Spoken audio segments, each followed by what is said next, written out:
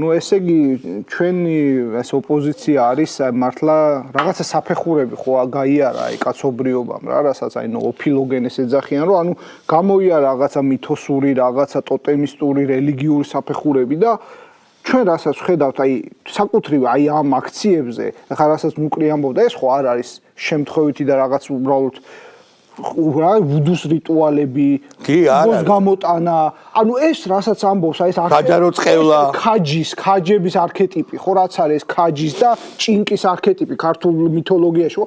ეს ყველაფერი ხდება. ანუ ეს ხო ჩვენ ხო ეს ვიცით ეს სპენსერა ნიჩე, ახსენ ესენი ამბობენ რომ ანუ ეს ჩვენ კი ვართ რაციონალურები, მაგრამ ჩვენ კოლექტიურ არაცნობიერში ძინავთ ამ დემონებს და პერიოდულად ამოანთხევს ხოლმე ეს დემონები. აი ამას ხედავთ, უბრალოდ ვიღაცა ტიპები, ევროკავშირის ბიუროკრატები,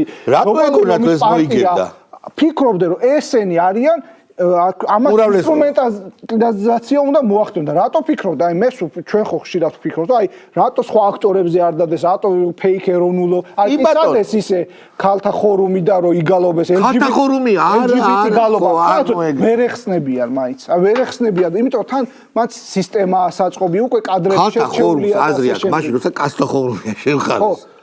ერთ დებულებას ვიტყვი, ანუ ამ თავარი მომენტი არის ის და ეგეთი შთაბეჭდილება შეიძლება ვწდები.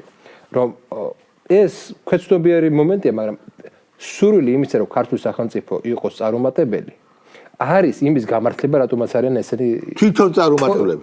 ხო და ამიტომ ჭირდება რომ ყველა იყოს წარუმატებელი.